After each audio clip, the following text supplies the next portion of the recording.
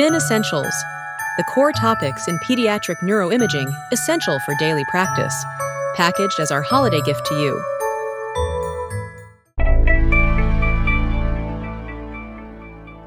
Hello, this is Kader Oguz from University of California at Davis. I will be talking about autoimmune encephalitis. So in this talk, I will briefly mention about autoimmunity and inflammation, clinical features, and imaging findings of this very rapidly evolving field in neuroimmunology. As we know, there are immune barriers and interfaces in the CNS, which tightly controls entry of proteins and other substances into the CNS. So it's not totally immune privileged as we previously thought. These barriers are first meningeal barriers, then lymphatic system, blood CSF barrier which occurs at choroid plexus, and blood-brain barrier. Broadly, there are two major immune mechanisms that can cause autoimmune encephalitis. The first is autoimmunity to synaptic surface components, such as receptors, ionic channels, and supporting proteins. Then there is neuronal dysfunction due to altered synaptic transmission or functional disruption of ion channels, such as an anti-voltage gated potassium channel encephalitis. And then there is another one that autoantibody is targeting the glial antigens such as aquaporin 4 or myelin oligodendrocyte glycoprotein, which cause CNS demyelination or perivascular inflammation. Autoimmune encephalitis can be categorized into two groups according to the antigens which antibodies act against. These are cell surface antigens and intracellular neuronal antigens. Two groups are very different from each other in terms of their associations, their immune mechanisms, or their response to immunomodulatory treatments. The group associated with cell surface antigens, such as ion channels or synaptic other proteins, is weakly associated with malignancy, whereas a higher, actually close association with malignancy in the other group with intracellular neuronal antigens. There is humoral immune mechanism in this group, while there is cytotoxic T cells in the intracellular neuronal antigens. And there is better response to immunomodulatory treatment in the group with cell surface antigens with reversible injury and better outcomes. However, in the group associated with intracellular neuronal antigens, we see poorer response to immunomodulatory treatment with some irreversible injury and neurologic sequelae.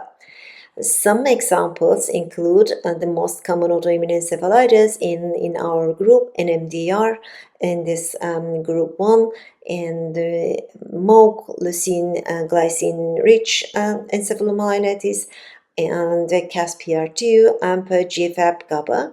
In the other group, anti-WHO, YO, METU, GAT65, CV2, RE, amphophysine, etc. So fortunately, today we will be talking more about this group with antibodies against cell surface antigens, because these are much more common in pediatric group and young adults. Associations and risk factors for any CNS autoimmune disease include age, sex, ethnicity, family history, as well as genetic contributions and environmental and epigenetic influences. But the most important thing here is presence of triggers for these diseases, and these are infections and tumors, and recently iatrogenic causes with more frequent use of immune checkpoint inhibitors and other new molecular treatments. It is important to be aware of any autoimmune disease can present very differently at different ages in different people. Clinical presentation is variable, overlapping with other diseases. Our patients can be very young to describe symptoms. There is usually a complex behavioral changes, and the diagnosis is made using clinical, preclinical findings and autoantibody profiles. The typical clinical scenario is development of acute or subacute onset of neuropsychiatric changes with seizures, movement disorders, ataxia, altered consciousness, insomnia, anger outbursts in a previously healthy children. Prodromal symptoms, flu-like and fever can happen, and there can be autonomic symptoms, cardiac respiratory changes, even coma. The diagnostic algorithm is here with the clinical history that we already mentioned about. An EEG showing either epileptiform abnormality or slow wave activity, and CSF showing pleocytosis, and also CSF is sampled for specific antibody search, and MRI could be normal or abnormal, giving some patterns, and it's usually done for exclusion of other diagnoses. And if you can see a pattern suggesting autoimmune encephalitis, that would be great. And then you can use MRI also in follow-up. If there is a specific antibody found, then that is called as antibody-specific autoimmune encephalitis. But if it's cannot be found a specific antibody, then it can be called as seronegative autoencephalitis in presence of high clinical and paraclinical suspicion. So here we see a patient, 16-year-old, presenting with mood changes for about 2 months. And you can see her MRI, which is normal, no signal abnormality, no diffusion abnormality, no enhancement. And this patient was diagnosed as anti-NMDR encephalitis with total normal MRI, and normal MRI is not uncommon. But MRI abnormalities come with different flavors, as with clinical presentations. In this patient, 10-year-old female presenting clinically as limbic encephalitis, there was bilateral basal ganglia abnormality, and then the results showed enterovirus positivity. However, 20 days later on, MRI revealed bilateral medial temporal lobe hippocampal abnormalities, T2 hyperintensity this time. And this time, the results showed an MDR antibody positivity. So in this case, although first clinical presentation was very typical limbic encephalitis, the viral encephalitis was followed by an autoimmune encephalitis, which is also one of the common presentations. This is best known for herpes simplex encephalitis, followed by anti-NMDR encephalitis, because if there is a neuronal destruction in the brain, that may expose antigens to the systemic immunity and then start autoimmune response. There is molecular mimicry due to shared epitopes between HSV and NMDR, so it causes a new, this time autoimmune encephalitis. When to suspect autoimmune relapse, but not an HSE relapse? If there is clinical worsening following an improvement period, such as a new movement disorder or any subcortical white matter involvement on MRI with no necrosis or hemorrhage, and in contrast to HSV, and of course finally diagnosed by negative HSV PCR but positive anti-NMDR antibodies. Medial temporal lobe encephalitis is one of the most common patterns that we can see with autoimmune encephalitis. Here in this patient, we can see T2 flare hyperintensity involving the medial temporal lobe structures, mainly hippocampi, with some swelling here, and also the insular cortices. Usually, we don't see diffusion restriction, but when you see a high DWI signal, again, as always, please make sure that you check your ADC maps, because this is usually a reflection of high T2 and there is no hemorrhage or necrosis. Usually we don't see enhancement in medial temporal lobes, but we can see mild enhancement if especially there's ongoing seizures. And although in children the risk is really very low, under 9%, with the most common autoimmune encephalitis and MDR encephalitis, we'll need to do our systemic evaluation for any possible systemic malignancy, such as in this patient there was a neoplasm and this patient revealed out anti-Hu autoimmune encephalitis. On the other hand, if you see the images of a 5-year-old male presenting with weakness and motor abnormalities after low-grade fever and flu-like infection, you can see bilateral T2 hyperintensity of the basal ganglia and also the insular cortices here, with no significant enhancement, with no diffusion restriction. And this patient revealed GFAP antibody related encephalitis here, with the total recovery in normal MRI at 1 year follow-up. So this is called as striatal encephalitis. Basal ganglia involvement can be unilateral or bilateral, as in this case. There are other forms presenting as meningoencephalitis, involvement of the meninges and presenting with increased intracranial pressure, as we can see secondary findings at the optic discs here. So indistinguishable, really infectious meningoencephalitis in this patient with GFAP antibody positivity. And also cerebellitis is one of the other patterns, bilateral or unilateral. In this patient, for example, get 65 antibody-related encephalitis, and you see significant resolution of the findings at follow-up. Spinal cord can be affected, either short segment or long segment. Here we see a patient with relatively short segment involvement, very ill-defined T2 hyperintensity involving the anterior part of the gray matter. So these are the different patterns that we can see antibody-related encephalitis.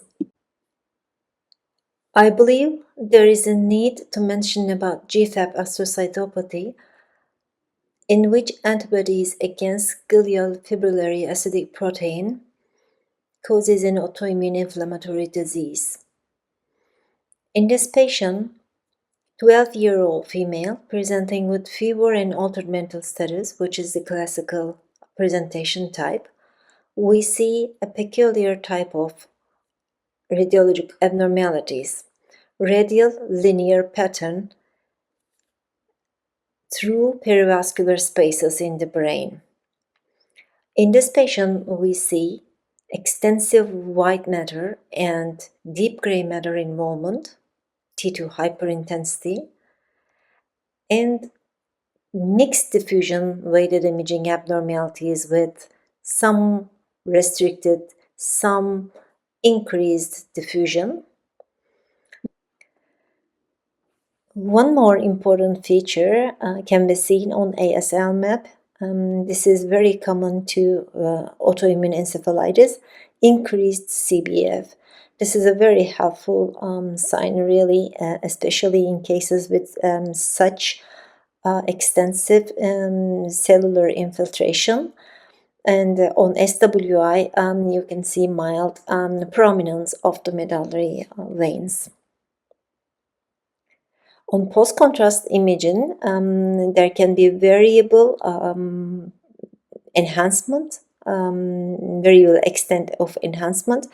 Definitely, there is a meningeal enhancement about the optic nerves here on the last image, and also within the deep gray matter, you can see punctate linear enhancement along the vascular spaces. which is seen better on this middle sagittal post-contrast study. Usually, I like these 3D MPRH images because on follow-up of these perivascular spaces, I think that is more useful.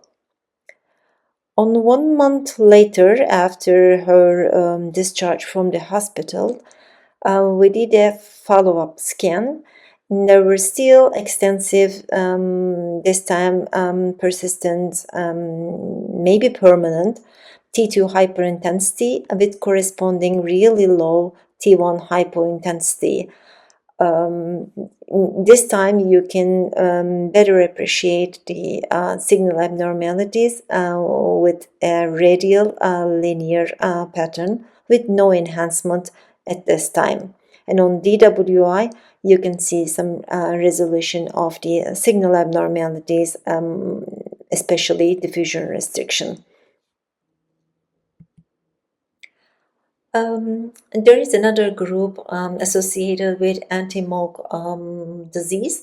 There is an encephalitis pattern that we can see in anti-MOG disease. If there is a cortical flare hyperintensity unilaterally with some mild leptomeningeal superficial enhancement, then this is called as flames attributed to this flare hyperintensity. But people gave different names in presence of other findings. There is a little bit confusion in terminology attributed to this type of encephalitis with anti-MOG disease. For example, unilateral cerebral cortical encephalitis, or attributing to the leptomeningeal involvement, flare variable unilateral enhancement of the leptomeningeus, such as fuel. And recently, because there was a U fiber in subcortical involvement with enhancement, the authors suggested a term of a fuse for this type of involvement, and you can see partial resolution of the abnormalities, the signal abnormalities with resolving contrast enhancement in this patient. Other patterns are being described with this particular pattern involving the medial frontal cortices. In this case, it's mild. In other cases, it can be more profound. And there is ASL, CBF increase, which is very common finding in autoimmune encephalitis. And if there is a leptomeningeal enhancement, then the authors suggested use of paraphosine cortical and leptomeningeal impairment. But if it's just cortical T2 hyperintensity, and then the name suggested was bilateral medial frontal cerebral cortical encephalitis. Whatever you call it, the more important thing is that with this particular pattern, you can see and expect more common overlap with other antibody-associated encephalitis or recurrence. As a conclusion, autoimmune encephalitis is more common than ever thought. Actually, it's more common than any viral encephalitis as shown in California's encephalitis project. NMDR encephalitis is the most common of all, and about 40% of NMDR encephalitis patients is in pediatric age group. And imaging is done to exclude other diagnoses and to determine the pattern, if any, and also investigate any possible associated tumor, and of course in follow-up. Imaging can be normal or may come with different flavors, including limbic pattern, striatal, cortical encephalitis, and encephalomyelitis, and the imaging can be very challenging in differential diagnosis. And relapsing clinical episode following a viral encephalitis should be concerning for autoimmune encephalitis, especially after herpes simplex virus encephalitis. And I think that's it. Thank you so much for your attention. Have a great day.